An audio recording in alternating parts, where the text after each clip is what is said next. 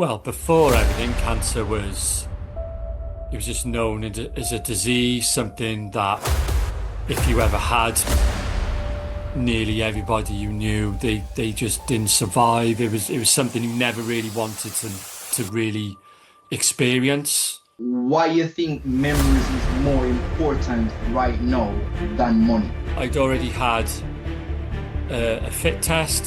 It's basically like a stool sample. You have a kit. It's a really simple thing to do. You get a sample of your stool, it gets sent away, and then they test to see how much blood or anything else that's within your stool is there. Basically, they said to me in my meeting that there's only two ways to get the cancer that I had. It's either passed down through your genes or you're really unlucky. And I was the latter. How does it make you feel wearing a stone? Begin with, when I got told you're still gonna need one, so obviously I was hoping I didn't need one. It's a massive stigma. I thought at the beginning, attached to having a stoma bag, like oh my god. And then I had neuropathy, so every time I went out in the cold air, yeah, like tingling, really, Right. really strange tingling in my fingers. Whole process, the forms and the things you sign to say this is what you could get. This is potentially, this is very low risk. I think chemo was the one that made me laugh the most. It shouldn't have made me laugh really, because the last one at the end is this can kill you. If you had to choose cancer or health, what would you choose? Most of us never think we'll be forced to answer that question until life answers it for us. At just 43 years old, Phil was diagnosed with stage 3 rectal cancer, a diagnosis that changed his body, his routine, and his future. Today he's here to share his story, not for sympathy, but to awareness, to help you recognize the signs, understanding the reality of hopefully preventing this from becoming your story. Phil, welcome to the Ivy Cancer podcast. How are you Thank you doing? for having me. Yeah, I'm good, thank you. Thanks for having me. Yeah.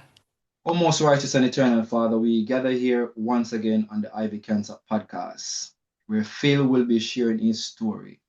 Currently, dear Father, he is now in remission or in the all clear process, and we pray that it will continue to stay that way. As we embark on this podcast, we ask that you may give us the knowledge to answer and to ask the right appropriate question. Bless our continued listeners and viewers in Jesus' name. Amen. Amen. Phil, Yes. what does cancer mean to you? Phew, well, before everything, cancer it was just known as a disease, something that if you ever had, nearly everybody you knew, they just didn't survive. It was something you never really wanted to really experience. Mhm. Uh, to me, when I did get diagnosed and got told, yeah, it kind of changed my outlook on life. I now want to live life more. I don't want to save money anymore. I'd rather spend my money, make memories with my family, my wife, my kids. Yeah, I want to live for now. I don't know if we're allowed to swear on this podcast, No, we but don't. but I go under the I use the saying. It goes FIBI, Right. basically sod it, book it. Yeah. Well, it's good. It's good to express your feelings, and I understand that. But you said something that really caught my attention, that you are more interested in making memories now Yeah, rather than definitely. saving. Um, can you give me a perspective on why you think memories is more important right now than money? I just think memories last longer. Money is something that can be there one minute, gone the next. Memories last a lifetime. As long as you're alive, memories are there. Money can come and go. So yeah, so memories are far, in my eyes now, memories are far more important. Right. Um, can you take us back to the day you first heard the word you have cancer? What happened on Yeah. that day? Uh, Basically, I'd already had a fit test. It's basically like a stool sample. You have a kit. It's a really simple thing to do. You get a sample of your stool. It gets sent away, and then they test to see how much blood or anything else that's within your stool is there. That came back positive. With in the UK, anything over like a result of 10 means it's positive. Mine was 718. So then you What? get Wait, Googling. wait, wait, Yeah. wait, wait, wait, wait, wait, wait, wait. In the UK, the average, Well, just raise an anything alarm over is 10. 10 is classed as positive, a And positive your one was result. what? 718. What led you to actually take that poll test in the first place? Uh, well, if I go back to December 22, I had my first sign really, which was blood on wiping. Right? So I saw my GP, uh, laid down on the table, had the old finger examination. He said he couldn't feel anything, so he just gave me some creams and some sachets because he said it looks like you're wiping quite a bit. And at that time, I didn't realize my bowel habits were changing. Mm-hmm.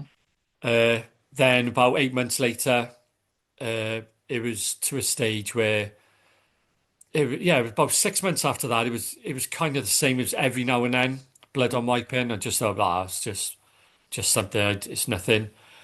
And then within that next 2 months, there was so much blood. It was yeah, the saying I couldn't trust a fart. Uh, so yeah, so I went back to my GP. Mm-hmm. He said I could see this is the second time you come back. I'm going to give you a fit test.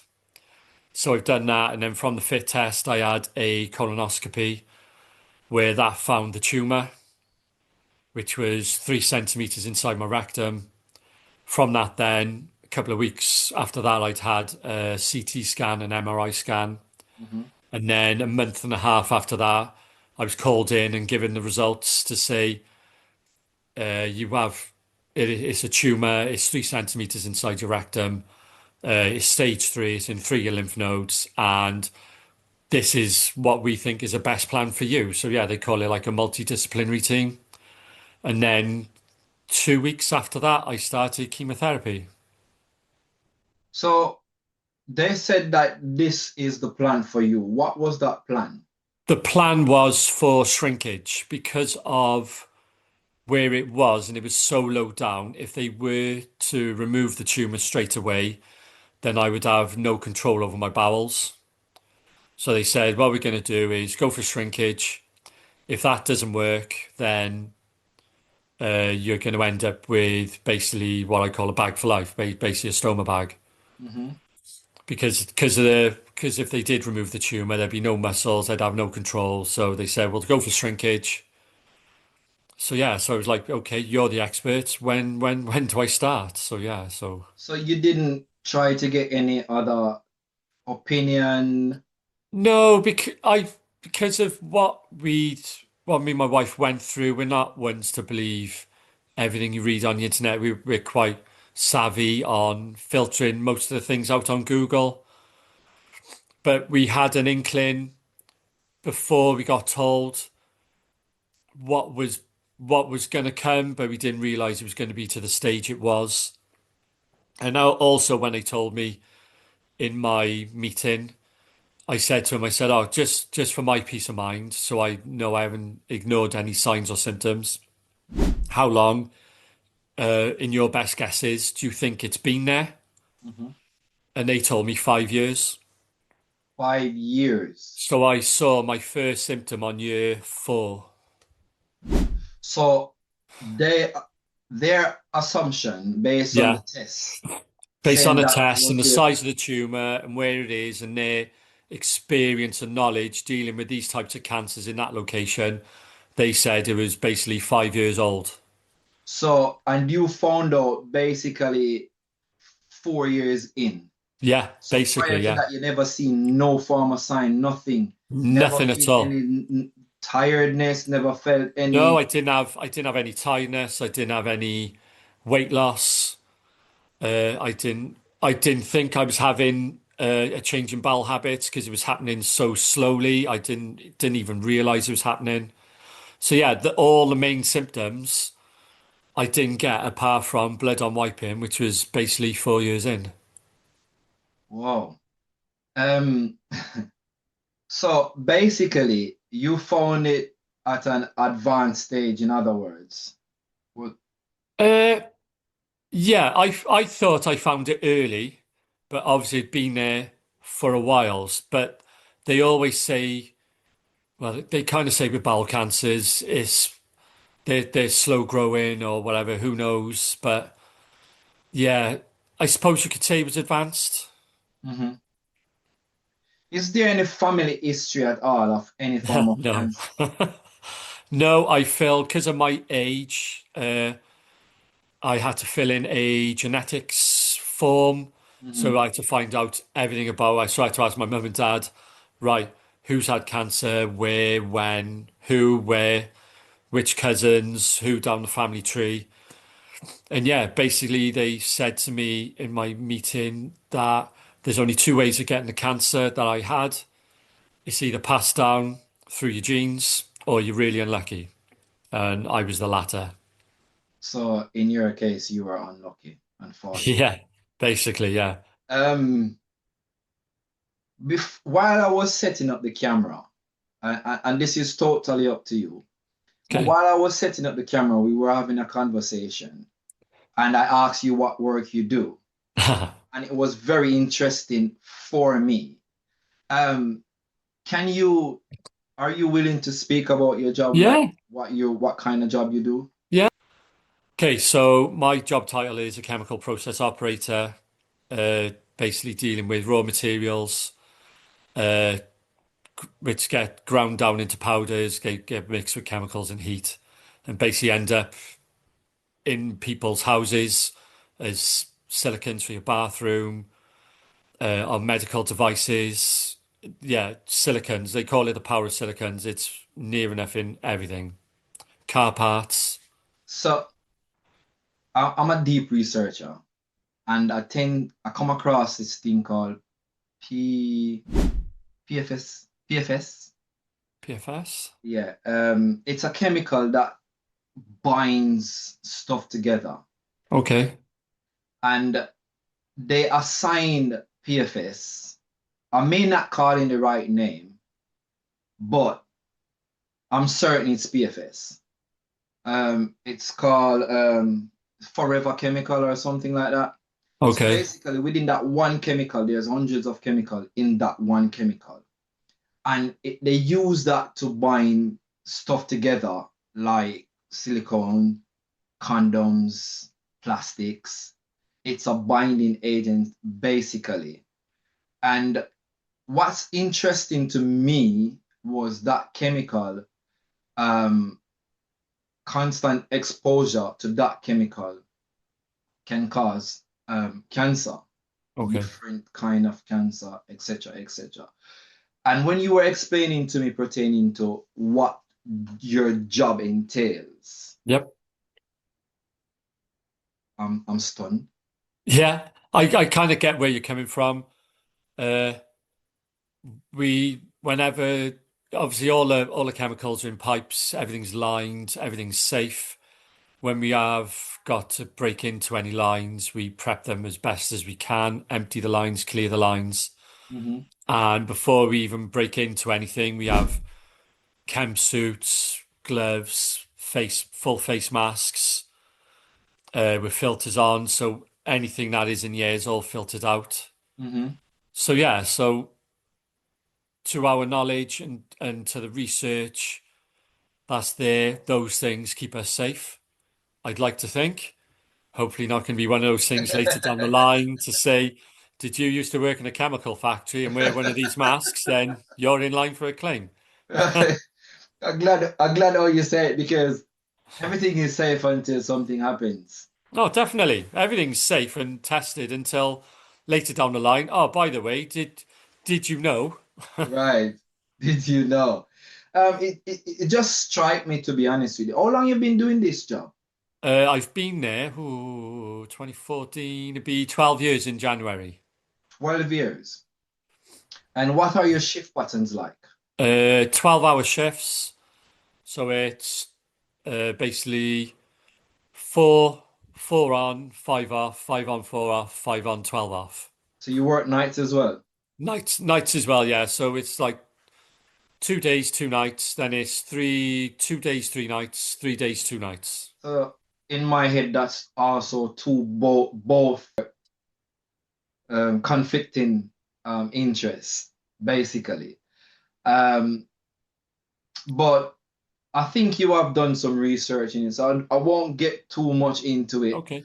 We probably can speak off here after. But in your knowledge, how do you think you developed this cancer? Uh, from what I've read and what I've looked into, basically, cancer is the creation of cells that naturally die in your body that don't die properly. They basically mutate, and that's what causes cancer cells. So basically, everyone has it. It just depends when, when and where. I remember when I was younger, seeing signs in bus stops saying 1 in 10 people will have cancer. I think that's now 1 in 2, Yeah, which yeah, it's quite scary to be it honest. is. It's quite the opposite comparing to where I live. Where I'm from in Jamaica, when you pass a bus stop, you would normally see on the bus stop um, HIV.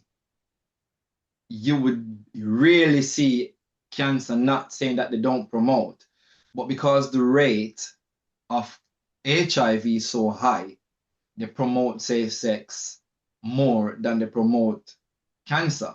Okay. But in the UK is cancer. Every Yeah. bus stop you pass, every sign you pass, you see the word cancer. So, and as you said that no, it is 1 in 10, and it is expected by year 2010, 2050, it will be skyrocketing. And there must be a reason why that is. And so unfortunately, yeah, cancer is the disruption of the cell, because all of us has cancer cells. But um, this Dr. Barbara O'Neill, put it very well, is that it's like a light switch. You have the ability to turn it on and turn it off. And Yeah. that is what we do in our lifestyle, what we tend to eat, the chemicals that we are around, the atmosphere. I've learned also, and I've stopped doing it, is when you eat food in plastic, also it triggers off a chemical that can actually not only leach in your food and cause microplastic in your brain or whatever, it can also cause cancer. So Okay. we have to basically, think how we approach life. But this is not my story, this is yours. So um, we we're gonna get into some more of like what type of treatment um, do you undergo? Chemo, radiotherapy. Yeah. Um, Anything else apart from that? No chemo. Yeah, chemo, radio, surgery, more chemo, and yeah, So now nothing. how many cycles of chemo did you I was planned to have 6 cycles of chemo. Mhm. The chemotherapy they were going to give me, they told me we're going to treat you as if it has spread Right? because I was young. Well, they say young, yeah, 40s, Still young. no. And looked, and I was quite healthy. Literally in the December before I started my treatment, I'd run a half marathon in Lanzarote because Hmm. I was like, right, I need something to take my mind off everything before I get the results. Uh, so yeah, I was planned for 6 cycles of quite hard chemo. They told me. So they deal with Af it aggressively then. Yeah, they dealt with it really aggressively. To be fair to him, so after round 4, they scanned me. Those results come back just before I was going to start round five, and they cancelled rounds five and six because they basically said there's been no change. It hasn't shrunk, but it hasn't grown. So the way I've been looking at it all the way through my journey is you just got to laugh at everything when it goes wrong. Because if anything's going to go wrong, it's going to be with me. Hmm. So it's like, oh, great, I've got a chemo-resistant tumor. So within a week, 2 weeks, I was starting. Then I went in for to have my first tattoos. I can't really call them tattoos. It's cheating. They're like three little dots. I got one on each hip and one on the front of my pubic bone. Which basically then, when I go for radiotherapy, when I lay down in, no matter what machine I lay down in, they line me up to all the lasers in the room to my tattoos on my body, which Oh, then they know then they're going to hit the same place every time. so you're basically doing more like a target treatment. Yeah, basically I just lay down on my back. I had I just pull my pants and my everything down a little bit. They found my tattoos. They used the machine, the lasers on the machine to line me up. They walk out. The machine span around me twice, which was about 90 seconds. It took them longer lining me up. So that's And then radiotherapy. that was the radiotherapy, yeah. Oh, okay, okay, that makes sense. So are you still you said you the plan was to have that amount. Are you still going through? No, the plan was chemo, then radiotherapy. So I done the 4 rounds of chemo. Uh, Obviously it didn't shrink, so they moved me on to radio, which is more aggressive, more targeted. So I had 25 sessions of them every day, Monday to Friday, alongside chemotherapy tablets, low dose chemotherapy tablets. And then they let me, as they said in their words, they let me cook for 2 months before scanning me again because they said it's basically like a microwave because of how it works. It's still working a couple of months after. So I waited for those results to come back, and then they said it has shrunk, but not enough. So then I was still on for surgery then to have a permanent stoma. So you mentioned Stoma, but are we going to get into that because um you're a very funny lad on TikTok, man. I must say that. Um, but how many operations have you gone through? If Only the one. only one. So yeah, basically for my stoma surgery, they removed the tumor at the same time. Hmm. So the only way I can describe, I was in there for 7.5 hours for the operation.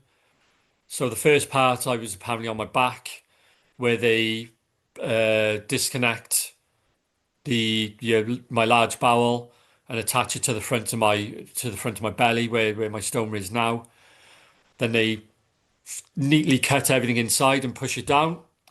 And then once they're happy there, they stitch that bit up, turn you over, put your bum in the air, uh, cut you open a bit like a turkey, pull all the bits out, and then sew you up. So yeah, the everyone calls it Barbie bum surgery. Bobby what? Barbie bum surgery. Bobby Bob surgery. Wow. So yeah, so some people have stomas, some are temporary, so they still keep bits down there.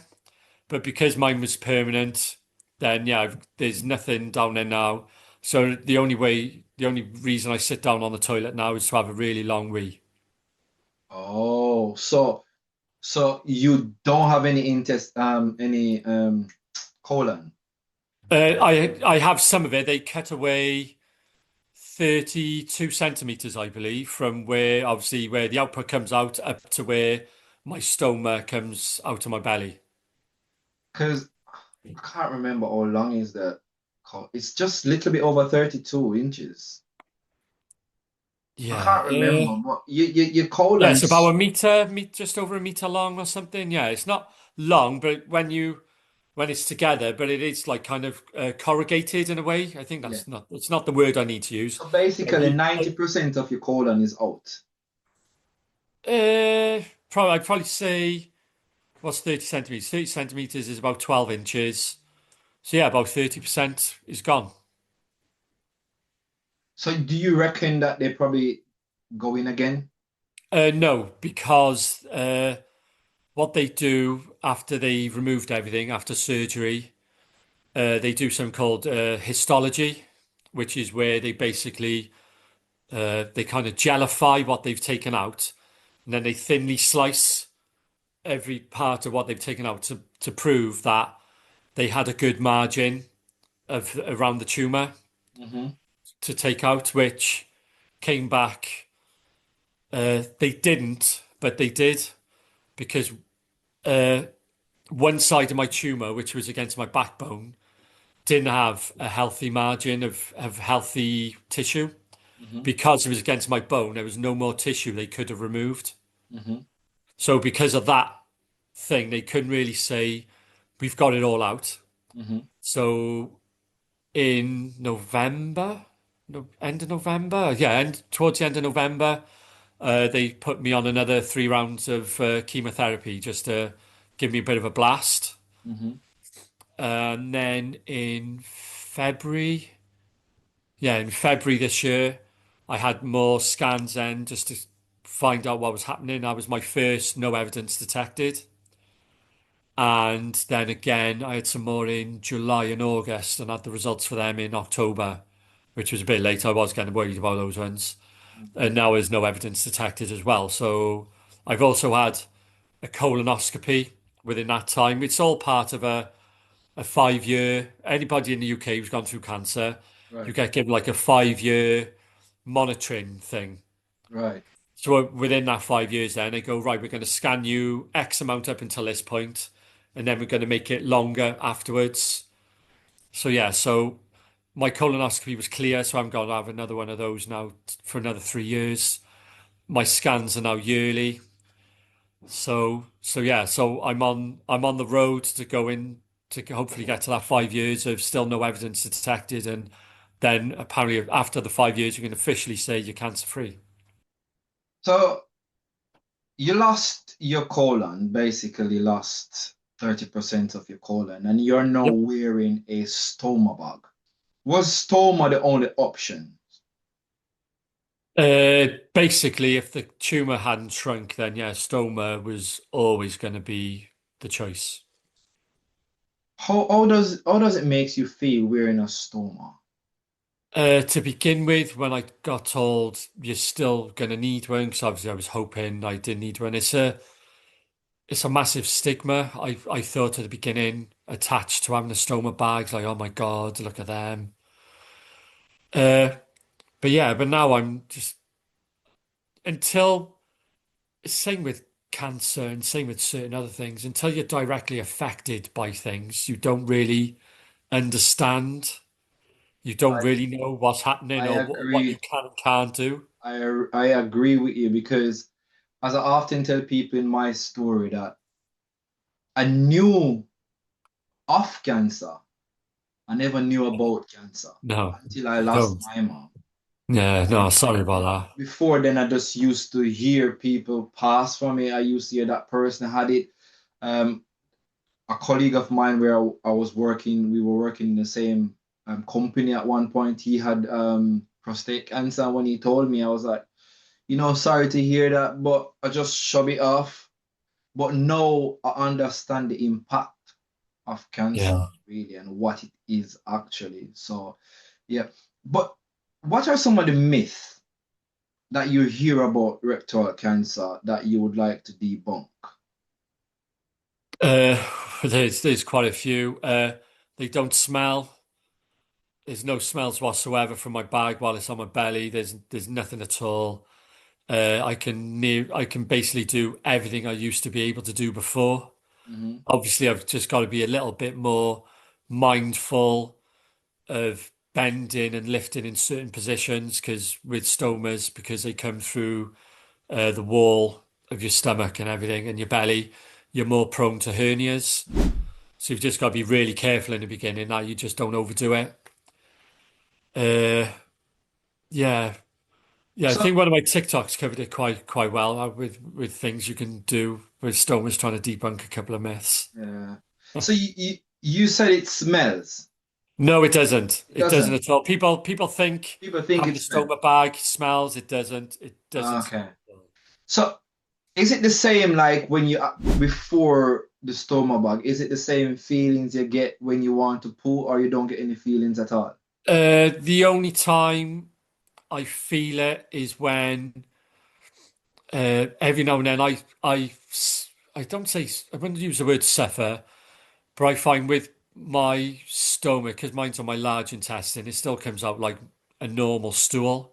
Okay. So when it comes into the bag and it doesn't drop down into the bag, it is called pancaking, and you can feel it push. So Pancake. it's a yeah pancaking. Yeah, it's weird.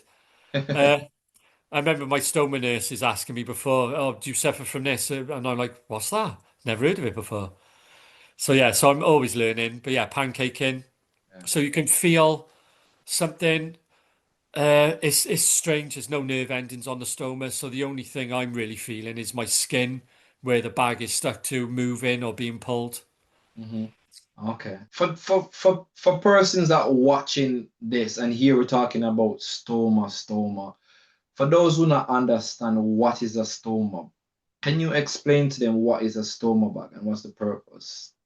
Yeah, so a stoma is there for when, obviously, when there's cancer in your large or your small intestines, where then they have to bring your intestine out onto your stomach that still allows your output to come out, Hmm. whether that's from removing cancer in between two pieces and it's like a temporary stoma, so you have the two bits still coming out. Hmm. So so it still allows you to go to the toilet.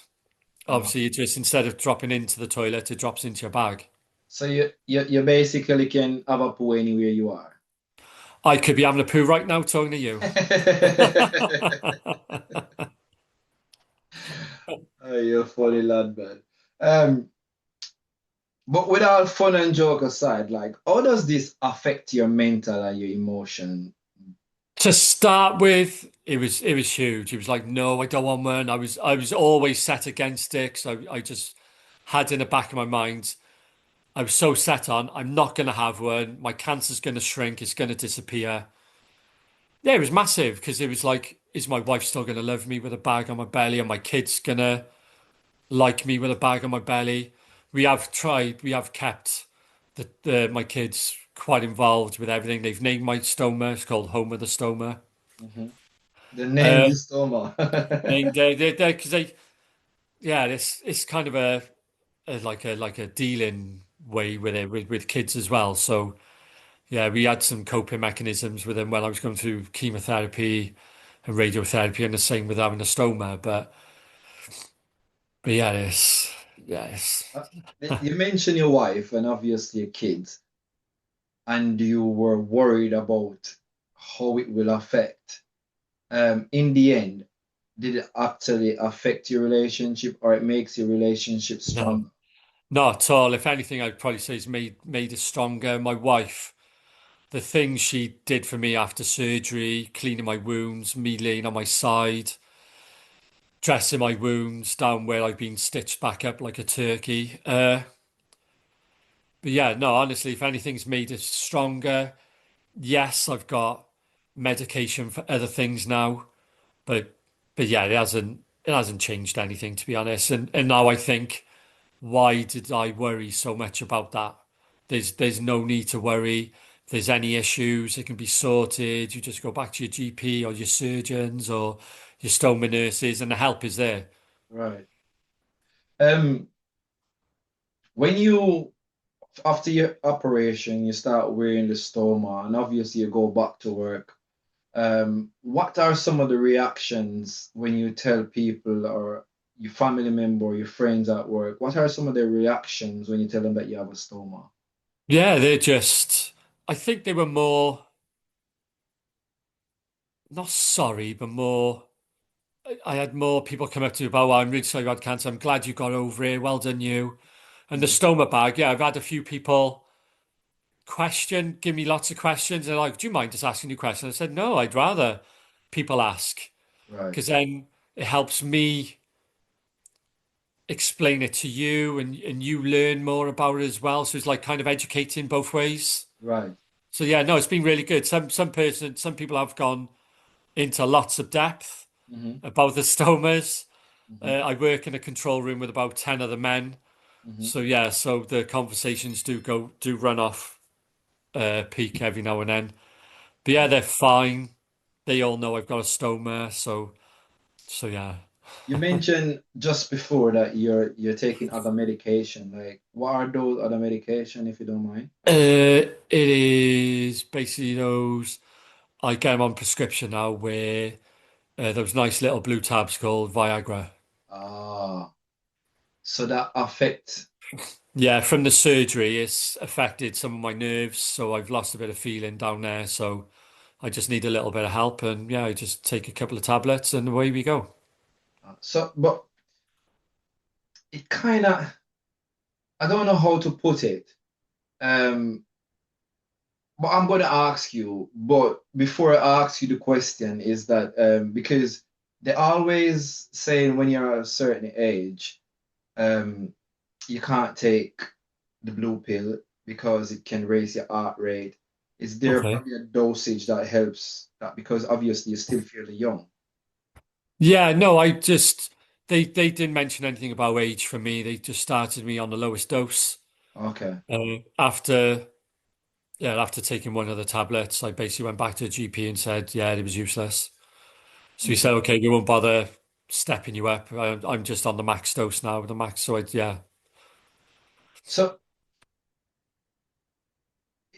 I don't want to make it seems out of place, but because you mentioned it, like obviously I'm going to ask you because you mentioned it. But how does taking the blue pill at this point in time in your life, in your age, how does that affect you? How does it make It you does, feel? of course it does, because now oh I we yeah, it kind of takes away the like I can't just say, come on, we're Yeah, going. I gotta take a pill, wait 60 to 90 minutes, and then yeah, go, right, I'm ready now. yeah. So So yeah, that is that has had an effect, yes. But at the end of the day, I'm still here. I'm still alive. If it's a pill, it's a pill. and she's still supporting you on that. Oh, massively, yeah, huge. My wife is my rock. She's amazing. Bless her up, man. Yeah, Bless massive, her up. yeah. So you had cancer. Well, there's no more tumor, right? No more tumor, no more cancer, no evidence detected. Okay. That's what So they use. you had cancer. I'm sure your routine before cancer is different comparing to now that you don't have cancer. What your daily routine is like. Uh, is my routine any different? I don't my eating habits haven't changed because of the type of stoma I have. I can still eat the same foods as what I used to eat because there's two types of stomas. You Mhm. can either have a colostomy or an ileostomy. So it's either on your large bowel or your small bowel. So depending on which one you have to try and change your diet a little bit. So my diet hasn't changed. I still try and keep fit. The only part of my daily routine that has changed is changing my stoma bag when I need to, really. Okay. Um, if you could give yourself, your younger self, three advice, what would those three advice be? Uh, yeah, don't save your money, enjoy your life. Don't worry about what other people think. Don't worry about what other people will think if anything happens. Just get on with it. There will always be somebody there behind you who will Mhm. understand and be there to support you. Um, I'm thinking like I understand what you're saying, but I'm thinking like what the master would say. So let me play the devil's advocate. Why wouldn't you save your money? Yeah, because you never know what's round the corner. It's you could have loads of money in a bank and then gone. So there's no what's the point in all that money? So yeah, so I suppose yeah, just tell myself you're stronger than what you think you are. Because I Right. didn't think I'd get through the cancer. Because yeah, it was. I'm not gonna lie, it's not nice. It's not easy. But a positive mindset. I tried staying positive. I did try staying. I did try finding the funny side of everything when it went wrong. That's I what I had realized. I had a pick. I had an infection from my pick line. I had a blood clot from my pick line. I was hospitalized for 4 days from it. Uh, yeah, you just got to see the funny side of everything. It's because otherwise it gets you down. And I think having that positive mindset really does help you going through things like that. Because otherwise it's just a massive Roller coaster. spiral, negative spiral, and it just all adds up. What one thing you wish you knew before cancer? Uh, I don't know. I suppose the only because even going back to where the first sign I saw, maybe I should have advocated a little bit more and thought, hang on a minute, this isn't right. I want to get checked a little bit more. Maybe I should have asked for the fit test then and pushed Mhm. for it. Maybe a bit more knowledge around that. But yeah, it's I that's why I asked him back then was how long do you think it's been there? Because if I'd ignored something or missed something. Mhm. But in my mind, I didn't. But obviously, he was just hiding, hiding in the background, ready to rear his head. Are you living in any regrets? No, No. definitely not. That was I would have if they would have said, uh, if yeah, I would have if I would have had more symptoms and just ignored it for longer, maybe, and thought, it's fine. It's only a bit of blood. What's a bit of blood? Uh, yeah, no, I don't regret anything. Give me one piece of advice that you would give to someone who's just starting their cancer journey. Uh, as easy as it is to say, don't be scared. Yes, it's not nice. Yes, you're going to have symptoms. If you really want to do what I did and create a bingo card and tick them off every time you come across one, just Mhm. to see when see if you get a full house. But yeah, if you're struggling, I know in the UK there's a number you can ring, and it's basically like a like the bat phone. You get through to the nurses on the ward. Mhm. Uh, don't be worried if you don't think if it's anything minor. Mhm. Give them a ring. Because I did one day where I'll give you a little story on this one. I had a little temperature one night, which was over the temperature that was on the card that said ring this number urgently if your temperature is above this card, above this number. Mhm. I thought I'll take some paracetamol. My temperature come down. I thought happy days. Went to bed, woke up in the morning, rang them in the morning to say, oh, listen, I had a bit of a temperature last night. I took some paracetamol. If they could have shouted at me, they would have. They were like, get in now. Mhm. And that's when they found I had an infection. So it was obviously the start of an infection. So yeah, and I said to him, I don't want to be one of those ones ringing up every 5 minutes going, oh, I've cut my finger, oh, I've stubbed my toe, oh, my hair's falling out. They Mhm. said, listen, if we think you're taking the Mikey, Mhm. then we'll tell you. Don't worry about that one. So yeah, if you've got any issues, ring. Yeah, cancer, you're stronger than what you think you are. What started the Definitely. infection? The line they put a line in my I had a line in my arm called a PICC line, PICC. Mhm. Basically where it goes from your arm up and around and down towards your heart. So the chemotherapy goes straight towards your heart and gets pumped around your body when they put it in you. Did the chemo have any effect on you? Yeah, tiredness, loss of appetite. I had neuropathy, so every time I went out in the cold air, It affect. yeah, like tingling, Right. really strange tingling in my fingers. The only way I can describe it is if you've had a snowball fight for too long without gloves on, and the ends of your fingers have gone really, really numb. It was basically like having tingles behind them. Mm-hmm. Uh, How long yeah, did that last feeling. Uh, Not long. As soon as you warmed back up again, and I put my hands in my pockets, for? it Okay. disappeared. I Okay. had another really strange one called first bite syndrome, First which bite. first bite. So anything you put in your mouth, Mm-hmm. that first bite, it was like chewing on Metal. like silver foil in your mouth, Yeah, I heard all people the way say in the that. jaw. Yeah, I heard Uh, that it have a yeah, metallic taste.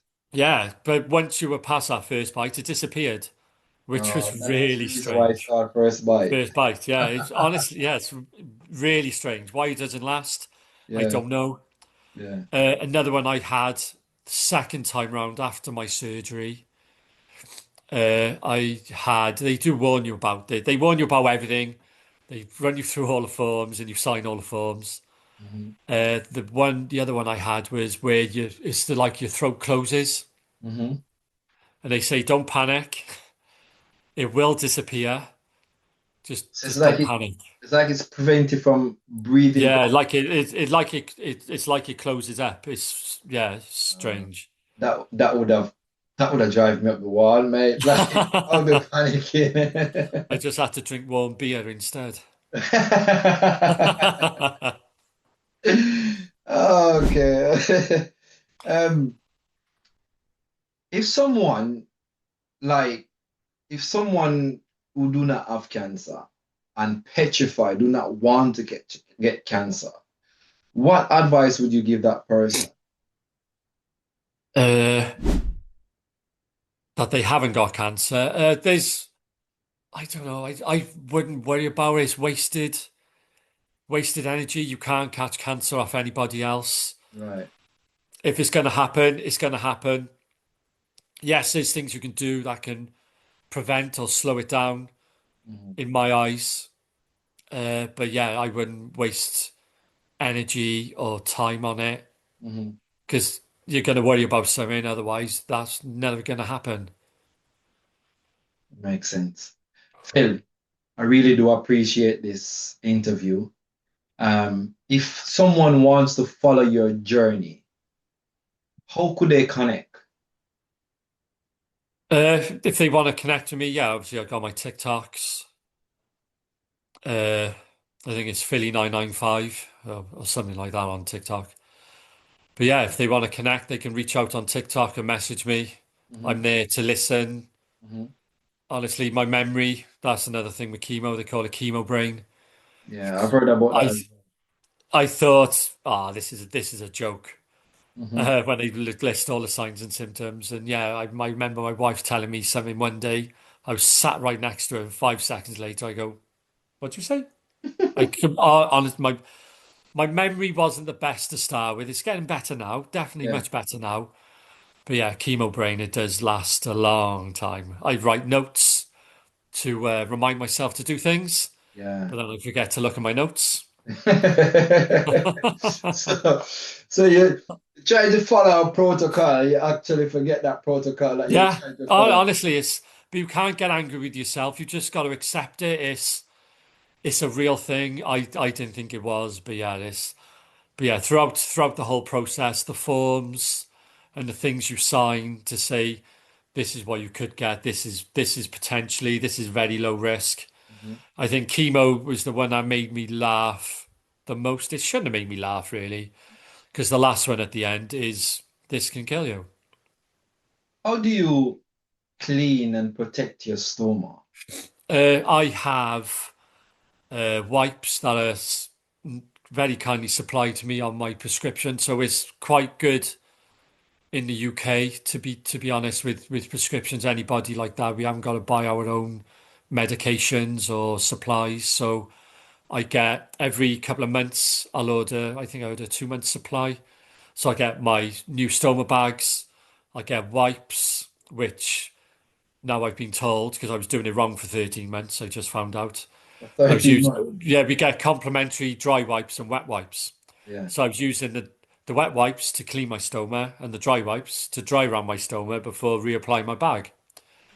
After talking to my stoma supply people, they told me the wet wipes are there for cleaning the messes up. If you make any mess, you're meant to use the dry wipes and wet the dry wipes.